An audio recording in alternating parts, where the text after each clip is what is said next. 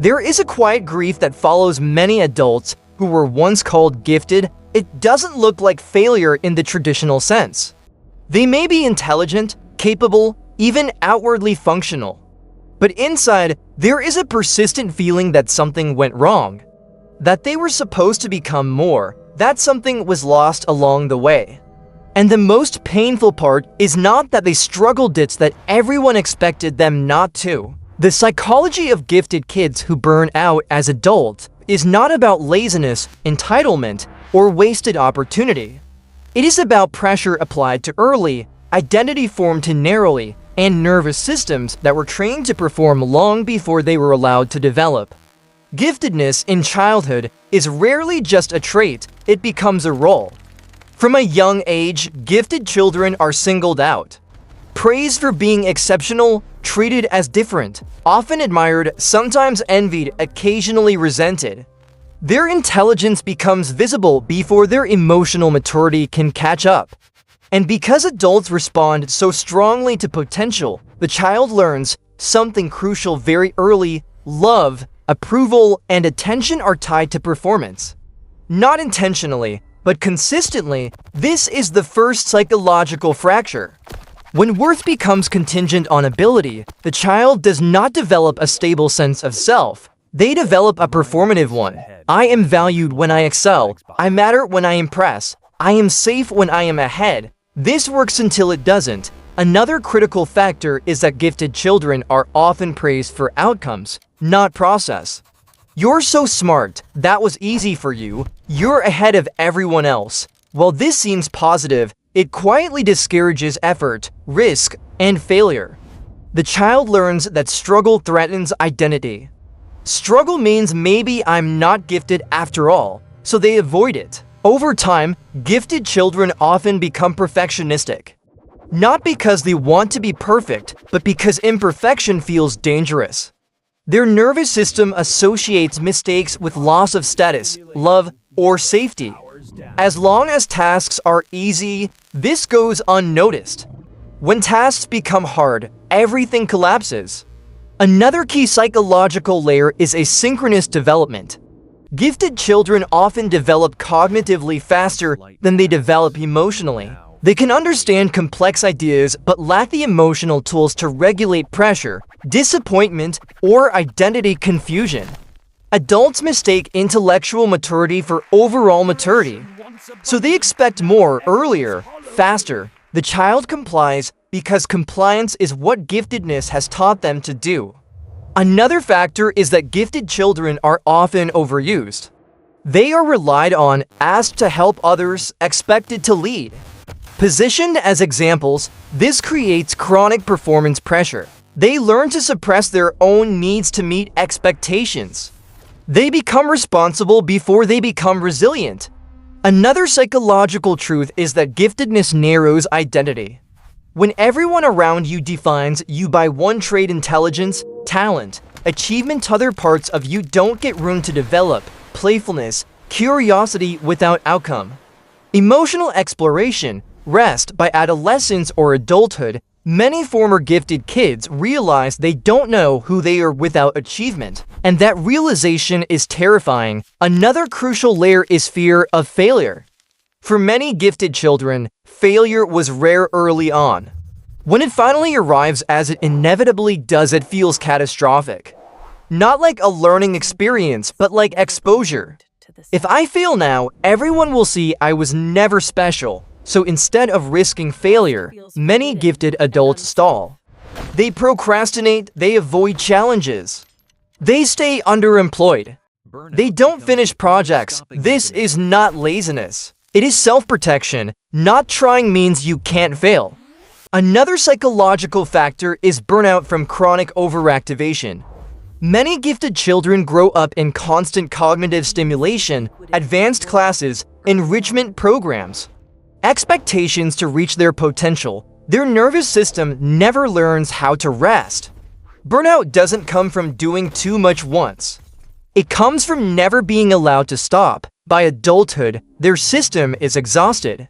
Motivation is gone. Curiosity feels dulled. Tasks that once felt easy now feel heavy. And because their identity was built on being ahead, slowing down feels like personal collapse. Another layer is grief. Former gifted kids often grieve silently. They grieve the future they were promised, the person they were told they would become, the admiration they once received effortlessly. This grief is rarely acknowledged. It turns inward. Another psychological truth is that many gifted children grow up with conditional validation. Praise comes when they succeed, attention fades when they struggle. This teaches them to hide difficulty as adults. They don't ask for help. They isolate, they burn out alone. Another important factor is that giftedness often attracts projection. Adults project hopes, dreams, and unmet ambitions onto the child. You're going to change the world. You're destined for greatness. These projections become invisible weights. The child doesn't choose them, but they carry them anyway. Another layer is that gifted children often learn to intellectualize emotion. They analyze feelings instead of feeling them. They explain pain instead of expressing it. This keeps them functional but disconnected. Eventually, the emotional backlog demands attention. Burnout is often the result. Another psychological dimension is loss of intrinsic motivation. Many gifted children begin learning out of curiosity. Over time, that curiosity gets replaced by external rewards, grades, praise, accolades. When those rewards disappear in adulthood, motivation collapses. They don't know how to want things anymore. Another overlooked aspect is shame. When a former gifted kid burns out, they feel deep shame not just for struggling, but for wasting something special. They internalize narratives of failure. I had so much potential. Others would have done more with it. I let everyone down. This shame is corrosive. Another psychological truth is that burnout in gifted adults is often misdiagnosed. Depression, anxiety, or laziness are blamed without addressing the underlying identity injury. The person is treated as broken rather than over-conditioned. They don't need fixing, they need reframing. Another layer is autonomy deprivation. Many gifted children grow up following paths chosen for them: advanced tracks, prestigious programs, high expectations. They learn to excel at what is given, not to choose. As adults, when choice finally appears, they feel paralyzed. What do I want? I don't know. Another important factor is that gifted adults often struggle with pacing. They are used to intense bursts of performance followed by collapse. Sustainable effort was never modeled. Only exceptional output. Burnout becomes cyclical. Another psychological truth is that many former gifted kids equate rest with failure. Slowing down feels like giving up, so they push past exhaustion until the system shuts down completely. Burnout becomes the only way to stop. If you recognize yourself in this, it's important to hear this clearly. Your burnout is not proof that you wasted your potential. It is proof that your potential was extracted without protection. Another critical layer in the psychology of gifted kids who burn out as adults is how early success distorts the relationship with effort. When things come easily in childhood, effort never becomes part of identity. The child is not praised for persistence or resilience, but for being naturally good. This creates a dangerous internal equation: ease equals worth. Later in life, when tasks require sustained effort, discomfort appears, and with it, doubt. Effort starts to feel like evidence of deficiency. If I were truly gifted, this wouldn't be hard. So instead of leaning into challenge, many gifted adults retreat. They are not afraid of work. They are afraid of disproving the story that once protected them. Another psychological layer is delayed failure exposure. Most people learn how to fail gradually, in small doses. With support, gifted children often skip this stage. They succeed early, often spectacularly, which delays meaningful failure until the stakes are much higher. When failure finally arrives, it arrives without immunity. It doesn't feel like feedback, it feels like identity collapse. This is why many gifted adults avoid arenas where they might be average. They choose safety over growth. They stay in roles that underuse them because being underutilized hurts less than being exposed. From the outside, this looks like wasted potential. From the inside, it feels like survival. Another important psychological factor is chronic comparison. Gifted children are often ranked, tracked, and compared. They internalize hierarchy early. Being the smart one becomes a social position. As adults, this comparison lens doesn't turn off. They constantly measure themselves against imagined versions of who they should be, or against peers who appear more successful. This comparison is not motivating, it is paralyzing. Comparison turns growth into judgment. Another layer is the internalization of unrealistic timelines.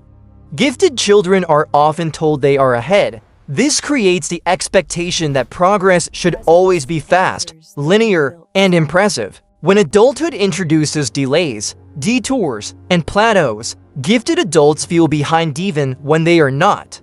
They feel late to their own life. This temporal distortion fuels shame and urgency, which paradoxically makes progress harder. Another psychological truth is that many gifted adults struggle with rest. Rest was never modeled as valuable. Time not spent producing was treated as wasted. As a result, they feel guilty when resting and anxious when idle. Their nervous system never learned that rest is part of growth. Only that output equals worth. Burnout becomes inevitable. Another important layer is emotional neglect. Gifted children often receive attention for what they can do, not for how they feel. Their emotional needs are overlooked because they appear capable. As adults, they may be highly intelligent, but emotionally undernourished. They know how to think, they were never taught how to feel safely. This emotional gap often surfaces as burnout, depression, or a vague sense of emptiness. Another psychological factor is the specialness trap. Being labeled gifted can isolate a child socially.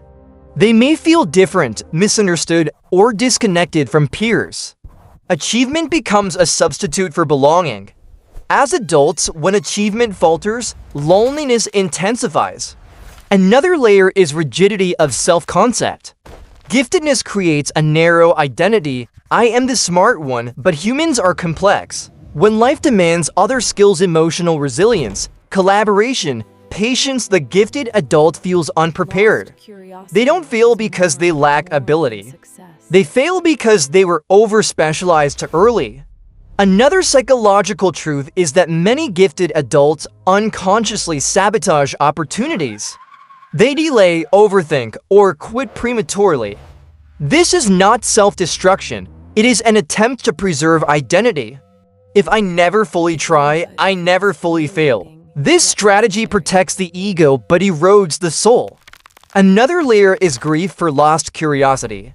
Many gifted adults remember a time when learning felt joyful. Over time, that joy was replaced by pressure. Burnout is often accompanied by mourning not just for success, but for wonder. They don't miss achievement, they miss aliveness. Another important factor is societal misunderstanding. The narrative of wasted potential is brutal and simplistic. It assumes that potential is a finite resource that expires.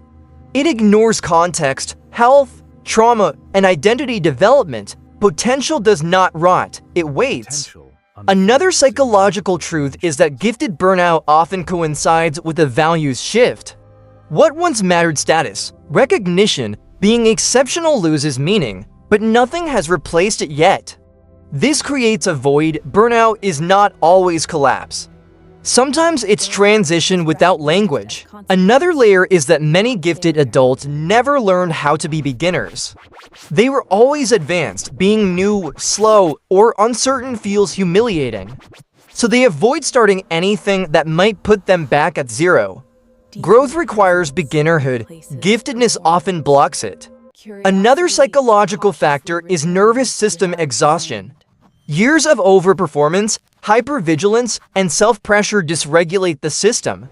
Burnout is the body forcing rest when the mind refuses. It is not weakness. It is intervention. Another important truth is that healing gifted burnout requires redefining success.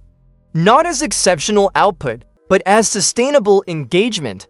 not as admiration, but as alignment, not as proving, but as living. This redefinition is difficult because it requires letting go of an identity that once brought safety.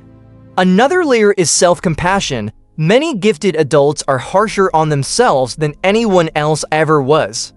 They internalized high standards and never lowered them. Recovery requires learning a new inner language, one that allows imperfection without catastrophe. Another psychological truth is that burnout often precedes authenticity. When the old performance-based self collapses, space opens for something more real, slower, quieter, more grounded. This phase feels like failure. It is not. It is recalibration. Another important factor is reclaiming agency. Many gifted adults regain energy when they choose paths based on interest rather than expectation. When they define success internally, when they allow themselves to be ordinary in public and alive in private. Another psychological truth is that potential is not a single trajectory. It is not a straight line from childhood brilliance to adult achievement. It is multidimensional. It unfolds in stages. Sometimes it goes dormant. Dormancy is not decay, it is rest.